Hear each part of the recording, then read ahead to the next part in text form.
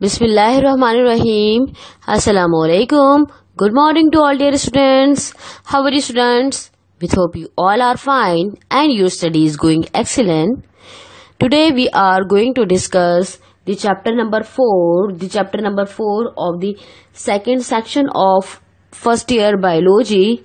In the section of botany, we have to discuss the section unity of life and chapter number 4, the cell. The cell, we already discussed the few chapter of the cell, and the remaining chapter we have to finish today, inshallah.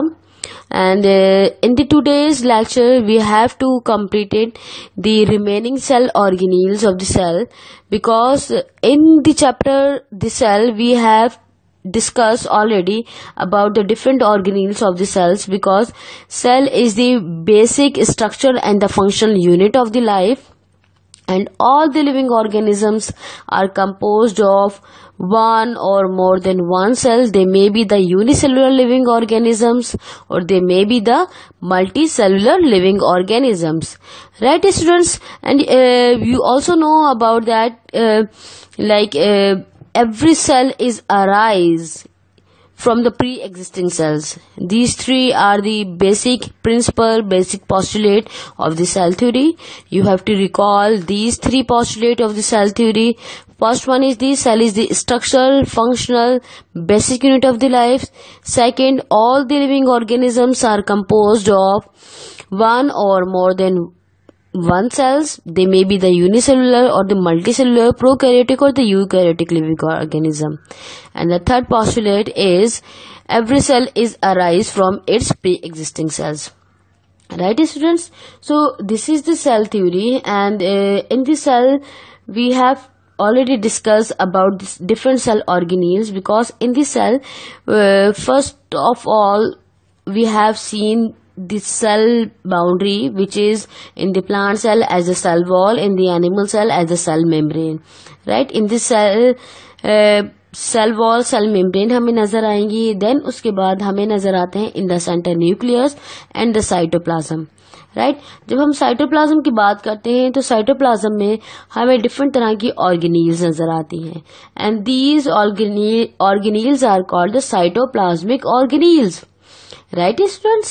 So organelles are of the two kinds, right? First one is the membrane bounded organelles and other one is the non-membrane bounded organelles, right students? If the organelles are the membrane bounded organelles, so यहाँ पर कौन सी तरह की organelles होंगी? So हम previous lecture में already discuss कर चुके हैं कि अगर हमारे पास मेम्ब्रेन बाउंडेड ऑर्गेनील्स हैं तो हमारे पास कौन कौन सी ऑर्गेनील्स आ जाते हैं. हमारे पास न्यूक्लियस, माइटोकॉन्ड्रिया आ जाता है, एंडोप्लाज्मिक रेटिकुलम आ जाता है, Golgi apparatus, lysosomes, plastids, right students? These all are the कौन से ऑर्गेनील्स हैं? Membrane bounded organelles. जब हम नॉन मेम्ब्रेन बाउंडेड ऑर्गेनील्स की बात करते हैं तो हमारे पास कौन से ऑर्गेनील्स आ जाते हैं?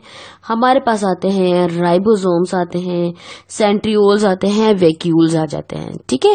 तो ये तमाम तो सेल ऑर्गेनील्स हो गई. अच्छा, अब कुछ सेल्स ऐसे भी होते हैं जो कि यूनिसेलुलर होते हैं, उनके लोकोमोटरी ऑर्गेनील्स भी होती हैं जो कि उनको लोकोमोशन में हेल्प आउट करते हैं. For example the cilia and the flagella, right? So ये आज का हमारे लेक्चर के टॉपिक्स होंगे, जिसमें हम नॉन मेम्ब्रेन बाउंडेड ऑर्गेनील को डिस्कस करेंगे. 2-3 मेम्ब्रेन बाउंडेड ऑर्गेनील्स हैं और cilia, flagella, and the technique to isolate the different cell organelles, right students? So first of all we have to discuss about the cell organelles, their structure and the function, right? If you remember the cell membrane का आप लोग को याद होगा वो biolipid layer थी, ठीक है? और फ्लूइड मोज़ेक मॉडल आप लोग को याद होगा. In the year 1972 Singer and Nicolson ने फ्लूइड मोज़ेक मॉडल प्रपोज करवाया था, ठीक है? तो हमने सेल मेम्ब्रेन अच्छे से डिस्कस की. देन हमने न्यूक्लियस, और न्यूक्लियस का काम क्या होता है? न्यूक्लियस का काम होता है to control the all the activities of the cells, right? Then हमने माइटोकॉन्ड्रिया को डिस्कस किया. माइटोकॉन्ड्रिया का काम क्या होता है? To produce the cellular energy generate करना इसका काम होता है. देन हमने डिस्कस किया था एंडोप्लाज्मिक रेटिकुलम, दो तरह के एंडोप्लाज्मिक रेटिकुलम डिस्कस किए थे, rough endoplasmic reticulum and the smooth endoplasmic reticulum. ठीक है, रफ एंडोप्लाज्मिक रेटिकुलम का क्या काम था, प्रोटीन सिंथेसिस, क्योंकि इसके ऊपर राइबोसोम्स मौजूद होते हैं, जबकि जो स्मूथ एंडोप्लाज्मिक रेटिकुलम था इसका काम क्या था, transport the lipids and the carbohydrates, synthesize and store. ठीक है जी, गोल्जी बॉडीज आप लोगों ने स्टडीज की थी। गोल्जी बॉडीज में हमने क्या स्टडी किया था कि गोल्जी बॉडीज लाइसोसोम को क्रिएट करने में हेल्प आउट करती हैं, प्रोवाइड करती हैं लाइसोसोम्स को। ठीक है जी, फिर लाइसोसोम को हमने डिस्कस किया था कि लाइसोसोम्स क्या होते हैं, these are basically the digestive organelle of the cells. Digestive enzymes यहाँ पे मौजूद होते हैं और यहाँ पर पैथोजेनिक ब्रेकडाउन भी होता है, और अगर एंजाइम सही से वर्कआउट नहीं करते तो डिजीज कॉज हो जाती है। कौन कौन सी डिजीज डिस्कस की हमने प्रीवियस लेक्चर में, 3 मेन डिजीज डिस्कस की थी। कौन कौन सी, नंबर 1 टेसिक, नंबर 2 गॉस्टर और नंबर 3 क्रेबीज। ठीक है जी, alright students, now we have to discuss the microbodies. Microbodies क्या होती हैं, ये स्मॉल ऑर्गेनील्स होती हैं, राउंड इन देयर शेप होती हैं, और ये कितनी तरह की, ये 2 तरह की होती हैं। First one is the peroxisomes and other one is the glyoxysomes. Right students, peroxisome का क्या काम होता है, पेरोक्सिसोम का काम होता है, as the name shows, peroxisome, per means hydrogen peroxide, ठीक है, oxy means oxide, somes means small bodies. Right students, these are the single membrane bounded microbody contain the enzymes for the transferring hydrogen atom to the oxygen forming hydrogen peroxide. Right students, जैसे water molecule आपको याद हो तो water का formula क्या होता है, H2O। अगर हाइड्रोजन पेरोक्साइड हो जाए तो उसका फॉर्मूला क्या होता है, H2O2, जो कि टॉक्सिक इन नेचर होता है। हाइड्रोजन पेरोक्साइड कैसा है, पॉइजनस है, इसका ब्रेकडाउन होना इमीडिएटली बहुत ज्यादा जरूरी होता है इनटू द वाटर। अगर ये वाटर में ब्रेकडाउन नहीं होता बाय द एंजाइमेटिक और द कैटालिटिक एक्टिविटीज, तो क्या करता है, ये डिफरेंट तरह की डिजीजेस को कॉज करने की एबिलिटी रख सकता है। अच्छा, ये माइक्रोबॉडीज मौजूद कहाँ पर होती हैं, ये लिवर और किडनीज में मौजूद होती हैं।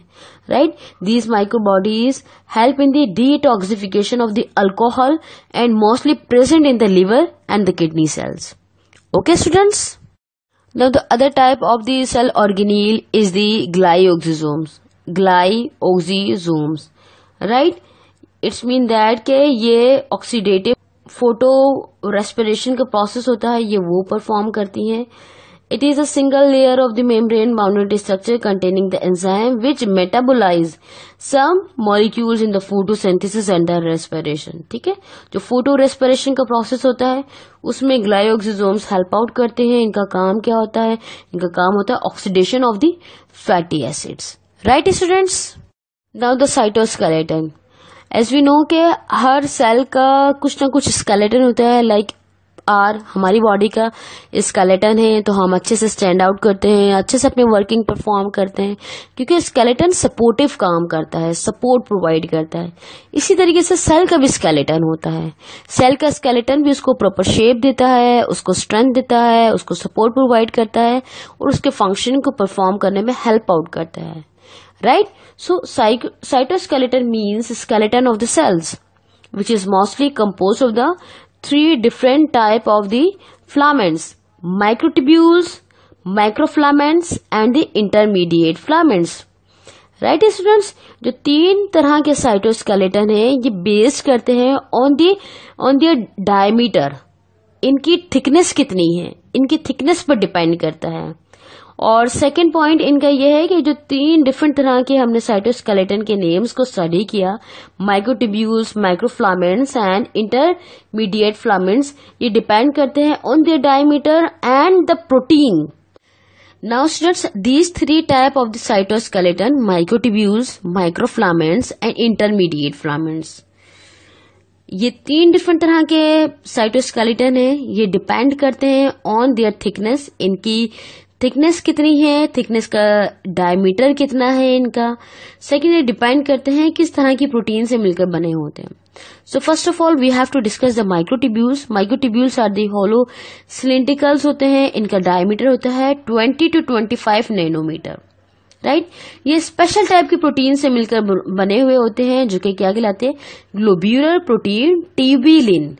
आप लोगों ने नाम याद रखना है, माइक्रोट्यूब्यूल्स ट्यूबिलिन से मिलकर बने होते हैं। ट्यूबिलिन प्रोटीन का नाम है और इस प्रोटीन से मिलकर माइक्रोट्यूब्यूल्स बने होते हैं। इनका डायमीटर कितना होता है, इनका डायमीटर होता है 20 to 25 नैनोमीटर, राइट स्टूडेंट्स।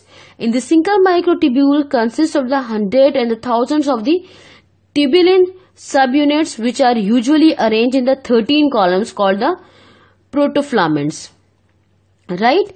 तो एक्चुअली इनका जो सब यूनिट है वो क्या है, ट्यूबुलिन प्रोटीन। ट्यूबुलिन प्रोटीन से मिलकर बने हुए होते हैं। ये अरेंज करते हैं assemble in the disassemble manner में। ये ज्यादातर एनिमल सेल्स में मौजूद होते हैं, लोअर प्लांट्स में मौजूद होते हैं, और they also form the centriole, cilia and the flagella. Is that clear students? Microtubules आपको समझ में आ गया। Now microfilaments. Microfilaments are solid structure, thread like होते हैं। इनका डायमीटर कितना होता है, इनका डायमीटर होता है 7 नैनोमीटर, राइट। यानी 8 नैनोमीटर से कम का डायमीटर होता है। माइक्रोट्यूब्यूल का क्या डिफरेंस था, वो 20 to 25 नैनोमीटर होता है। और माइक्रोफिलामेंट कितने इनका थिकनेस होती है, कितनी डायमीटर होती है, ये 8 से कम डायमीटर के होते हैं। They are compose of the globular protein actin. Microtubules कौन सी प्रोटीन से मिलकर बने थे, they were made up of tubulin and they are made up of actin protein. Is that clear? अच्छा, ये जो फिलामेंट्स हैं ये कंसिस्ट करते हैं 2 actin protein chains that are interweaving in the helical fashion. ठीक है, ये एक दूसरे के अंदर जैसे वेविंग होती है उस तरीके से हेलिकल फैशन में अरेंज हुए हुए होते हैं। सी हमारे पास थर्ड टाइप की जो हमारे पास साइटोस्केलेटन है वो है इंटरमीडिएट फिलामेंट। इन फिलामेंट की थिकनेस कितनी होती है, इन फिलामेंट की थिकनेस होती है 8 to 12 और 11 नैनोमीटर, ठीक है। इट्स मीन ये माइक्रोट्यूब्यूल और माइक्रोफिलामेंट के इंटरमीडिएट है। उन दोनों के दरमियान इन बिटवीन की जो थिकनेस के जो फिलामेंट्स होते हैं वो क्या कहलाते हैं, वो कहलाते हैं intermediate filaments. They are intermediate in their size between the microtubules and the microfilaments. इनकी thickness होती है 8 nanometer to 11 nanometer. They are rope-like polymers or they are actually made up of the protein which is called the vimentin. क्या कहलाती है protein, vimentin protein का नाम है, ठीक है। और भी डिफरेंट टाइप्स की प्रोटीन से मिलकर बने होते हैं, क्योंकि हेयर होते हैं, स्किन हेयर्स फिलामेंट्स भी इसी में आते हैं, तो वो कैरेटिन से मिलकर बने हुए होते हैं। They provide the mechanical strength to the cell and support to the nuclear envelope. Is that clear? हर सेल को स्केलेटन होता है हर सेल का, ताकि उसकी स्ट्रेंथ हो, उसका शेप हो। तो साइटोस्केलेटन क्या करते हैं, cytoskeleton also provide the skeleton to the cell. Is that clear? कितनी तरह के हैं, ये 3 तरह के हैं, microtubule, microfilament and intermediate filament. Microtubule बने हुए होते हैं ट्यूबुलिन प्रोटीन से, माइक्रोफिलामेंट बने होते हैं एक्टिन प्रोटीन से, और इंटरमीडिएट फिलामेंट बने होते हैं vimentin and the keratin protein से। Is that clear? Now students, we have to study the non membrane bounded organelles, right. So, how many types of the cytoplasmic non-membrane bounded organelles? There are the 3 main types of the non-membrane bounded cytoplasmic organelle. Number 1 is the ribosomes, number 2 is the centriole, and number 3 is the vacuole. Number 1 is the ribosomes. Now, what is the ribosome? Ribosome is the non-membrane bounded organelle. Here you can see in the picture कैसा इसका shape है, non membrane bounded ऑर्गेनील है। Prokaryotic cell में भी मौजूद होते हैं ये राइबोसोम्स, और यूकैरियोटिक सेल्स में भी मौजूद होते हैं। प्रोकैरियोटिक सेल्स में ये फ्रीली डिस्पर्स होते हैं इन द साइटोप्लाज्म, जबकि यूकैरियोटिक सेल्स में ये प्रेजेंट होते हैं on the endoplasmic reticulum. Endoplasmic reticulum के ऊपर अटैच हुए होते हैं। मोर देन 50 टाइप्स के प्रोटीन्स को सिंथेसाइज करने की एबिलिटी रखते हैं। इनका फंक्शन बेसिकली क्या होता है, they have to synthesize the protein.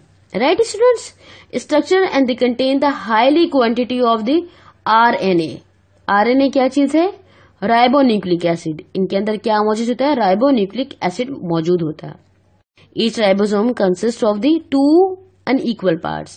Here you can see also in the picture, एक आपको अपर राउंड है हेड नजर आएगा और एक लोअर आपको बेस नजर आएगा. तो ये 2 अनइक्वल पार्ट्स होते हैं. Right students?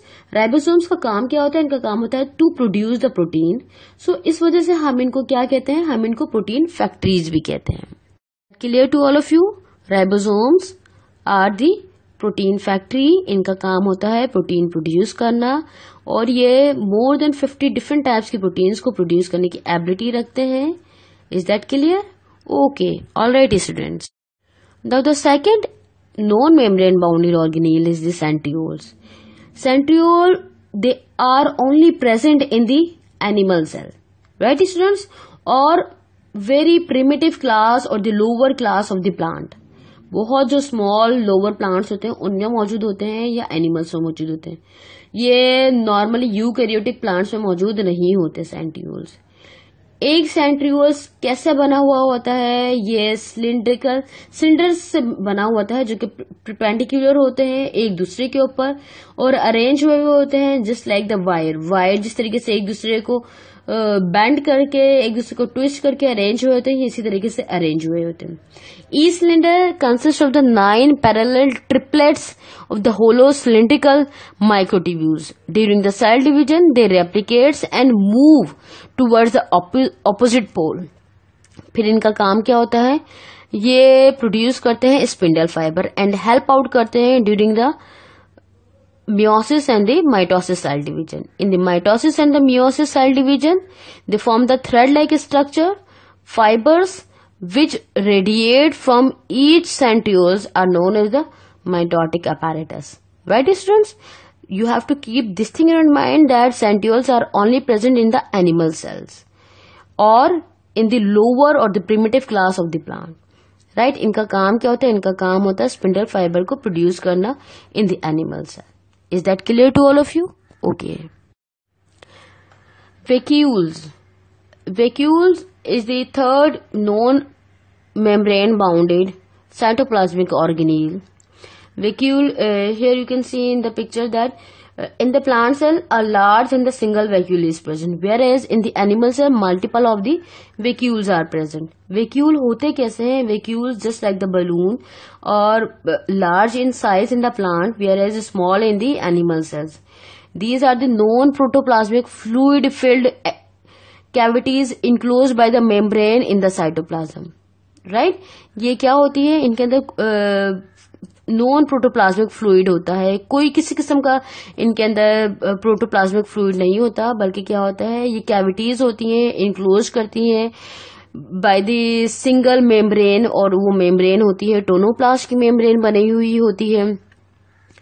प्लांट सेल में ये बहुत ज्यादा प्रोमिनेंट होते हैं क्योंकि एक होता है लार्ज होता है, सेंट्रलाइज्ड होता है, और एनिमल सेल में बहुत सारे होते हैं, स्मॉल होते हैं. ये फिल्ड होते हैं बाय द सेल शेप, ठीक है, और एक्ट करते हैं as a store house. Right students?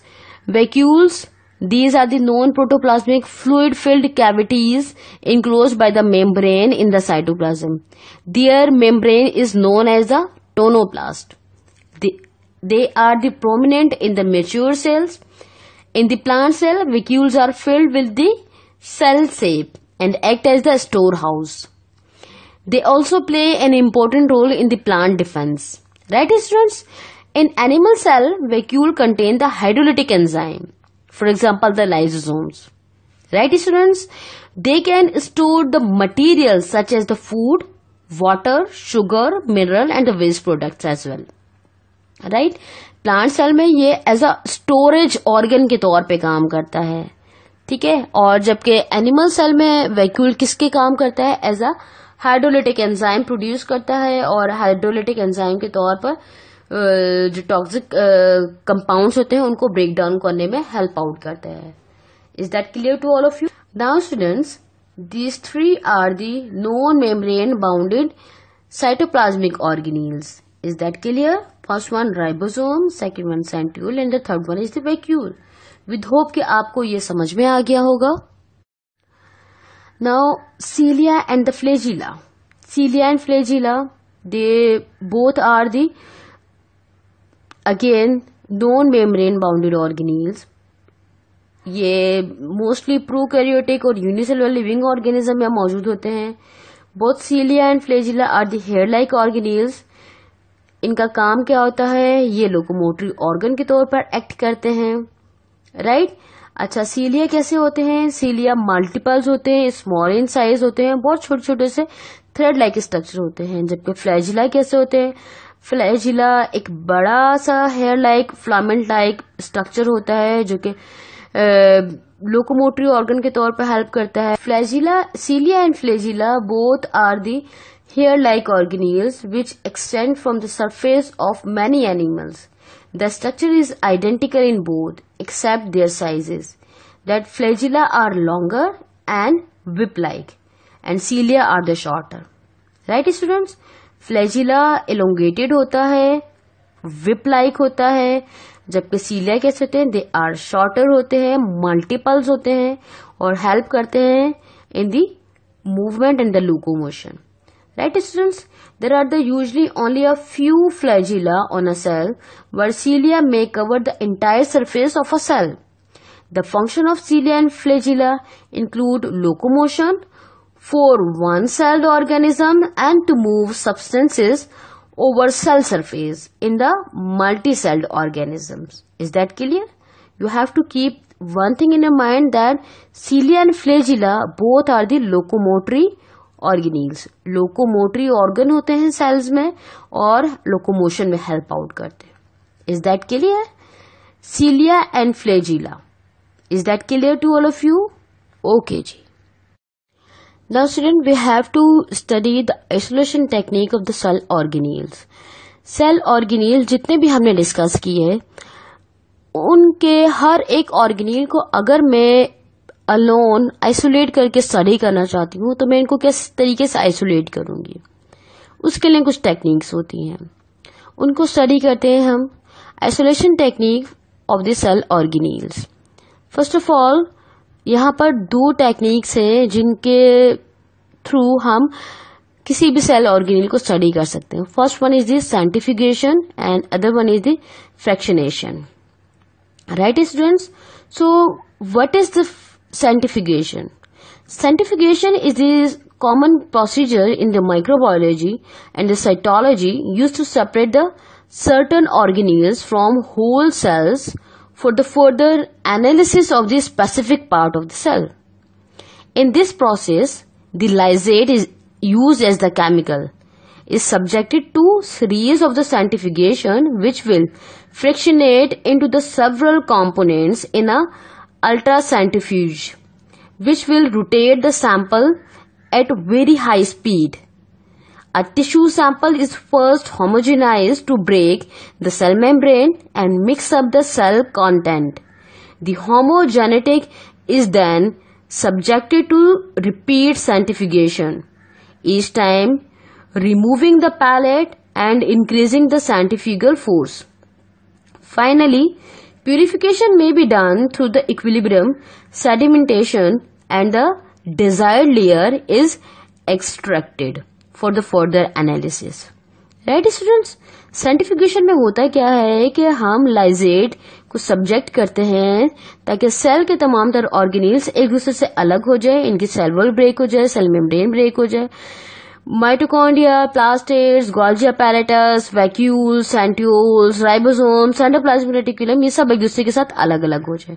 उसके लिए हम इनको एक हाई स्पीड मशीन के अंदर इंट्रोड्यूस करवाते हैं by putting it with the chemical lysate form करके, और उसके बाद हम उसको हाई स्पीड से पास आउट करवाते हैं, जो कि प्रोसेस कहलाते हैं सेंट्रीफ्यूगेशन, जिसमें सेंट्रीफ्यूगल मूवमेंट होती है और जो डिफरेंट लेवल्स क्रिएट हो जाते हैं.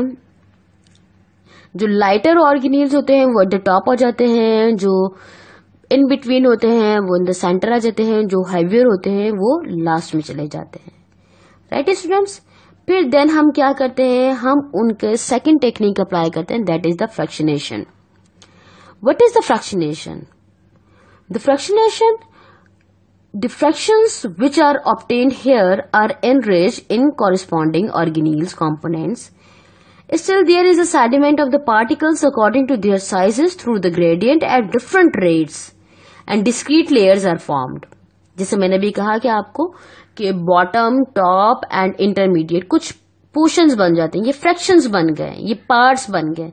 हम इनको अलग अलग करना चाहते हैं. हम इनके डिफरेंट पैलेट्स बना लेते हैं. जो कि लोअर है वो हैवियर है, जो कि बिल्कुल टॉप पर है वो लाइटर है. हम उनको वन बाय वन अलग करते जाते हैं. Right? There is a collection of the each fraction which contain the organelle of the similar size, like the mitochondria and the lysosomes.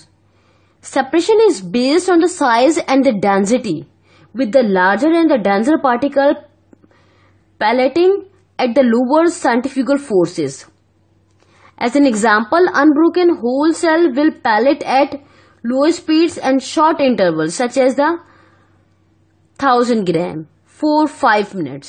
Smaller cell fragments and the organelle remain in the supernatant and require more force and the greater times to pallet. In the journal, one can enrich for the following cell components in the separating order in the actual application. Here you can see in the picture that first of all we can just prepare the lysate. हम एक test tube लेते हैं, उसके अंदर तमाम cell को डाल देते हैं, फिर उसको हम अच्छे से होमोजेनाइजर में डालते हैं, वो वहां पर अच्छे से ब्रेक डाउन हो जाता है. फिर उसको सेंट्रीफ्यूज करते हैं, डिफरेंट पैलेट्स बन जाते हैं. कुछ पार्टिकल्स लार्जर होते हैं, कुछ स्मॉल होते हैं. Here you can see in the picture that some are the green in colour, black, blue and red. Green वाले लार्ज हैं, फिर ब्लू वाले हैं, फिर रेड वाले हैं, फिर सबसे जो स्मॉलेस्ट हैं वो कौन से हैं? ब्लैक वाले हैं. तो ब्लैक जो बिल्कुल लाइटर है वो तो ऐसे फ्लोट करते रहते हैं, जो हैवियर हैं वो नीचे बैठ जाते हैं. ठीक है, तो उसके हिसाब से हम इनके पैलेट्स बना लेते हैं. तो फर्स्ट स्टेप पे हम एक को निकाल लेते हैं. जैसे हमने यहाँ पे फर्स्ट स्टेप में ग्रीन को पिक आउट कर लिया. ठीक है, देन हमने फिर क्या पिक आउट किया? रेड को पिक आउट कर लिया. देन ब्लैक एंड ब्लू बाकी बचे. फिर देन हमने ब्लू को पिक आउट कर लिया, देन ब्लैक बाकी बचे. तो इस तरीके से हम हर ऑर्गेनील को अलग अलग करते जाते हैं. और जिस जिस तरह से ये ऑर्गेनील्स एक दूसरे के साथ अलग होते जाते हैं, हमें हर ऑर्गेनील अलग अलग टेस्ट ट्यूब में अवेलेबल मिलता है. और हमने फिर जिस ऑर्गेनील को स्टडी करना होता है फॉर फर्दर एनालिसिस, हम उसको स्टडी कर लेते हैं. This is the simple technique for the analysis of the cell organelles, and the name of this technique is the isolation technique of the cell organelles. Is that clear to all of you? जैसे for example हमें different levels पर different organelles नजर आते हैं. with hope कि आप लोगों को ये समझ में आ गया होगा. ठीक है, तो इस तरीके से हम सेल को अच्छे से स्टडी कर सकते हैं. Do you all understand, students? Okay, that's excellent. Okay, now students, there are some differences and the similarities between the prokaryotes and the eukaryotes. Prokaryotes and eukaryotes, आपको पता है कि prokaryotes के पास न्यूक्लियस नहीं होता, या फिर होता भी है तो कैसा होता है? Membranous structure inside the cell मौजूद नहीं होता. इनका साइज बहुत शॉर्ट होता है और इनका जो डीएनए होता है वो सर्कुलर होता है. जबकि यूकैरियोट्स का डीएनए कैसा होता है? उनका डीएनए कंप्लीट होता है, स्ट्रैंड्स पर होता है. इनका सेल का साइज भी लार्ज होता है, इनके पास कंप्लीट न्यूक्लियस भी मौजूद होता है. सिमिलैरिटीज की बात करें तो प्लाज्मा मेम्ब्रेन, साइटोप्लाज्म, डीएनए और द जेनेटिक मटेरियल, राइबोसोम्स जो कि प्रोटीन बनाने का काम करते हैं, ये सब इनके पास अवेलेबल होते हैं. So in this centre you can see the similarities and on the both the sides you can see the differences. Right students? Now what are the basic differences between the plant cell and the animal cells? Plant cell के पास chloroplast मौजूद होता है, जबकि animal cell के पास नहीं होता. Plant cell के पास सेल वॉल होती है, लार्ज सेंटर वैक्यूल होता है, न्यूक्लियस होता है, usually pushed to the side of the cell wall होता है, रेक्टेंगुलर शेप होता है. जबकि ये सब एनिमल सेल के पास नहीं होता. एनिमल सेल के पास क्या चीज होती है? लाइसोसोम्स होता है, न्यूक्लियस होता है जो कि यूजुअली इन द सेंटर होता है, राउंड शेप होता है, और इनके पास बहुत सारे स्मॉल वैक्यूल्स होते हैं. राइट। तो ये तो उन दोनों के दरमियान के डिफरेंसेस हो गए। Now what are the similarities? इनके पास, दोनों सेल्स के पास एंडोप्लाज्मिक रेटिक्यूलम्स मौजूद होते हैं, जो कि रफ भी होता है, स्मूथ भी होता है। दोनों के पास mitochondria, ribosomes, vacuole, Golgi apparatus, nucleus membrane, cell membrane, cytoplasm, nucleus, ये सब दोनों सेल्स के पास मौजूद होता है। Now these two differences and the similarities are actually the reminder call। आप लोगों को मैंने रिमाइंड करवाया है कि इनके प्रोकैरियोट और eukaryote, plant cell and animal cells के दरमियान ये डिफरेंसेस और ये similarities. Is that clear to all of you? Now here student, this is a very important descriptive chart to all of you that plasma membrane, इसके लिए memorable phrase हम क्या use करते हैं?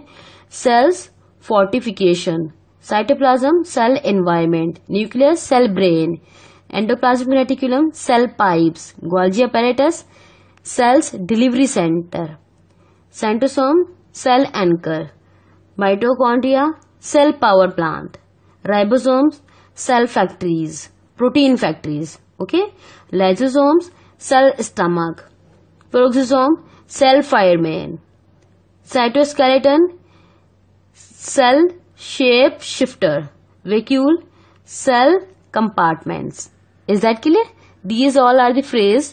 इन फ्रेज के थ्रू आप लोग अच्छे से सेल ऑर्गेनील्स को अच्छे से अपने माइंड में रख सकते हैं। And here you can see the description, right?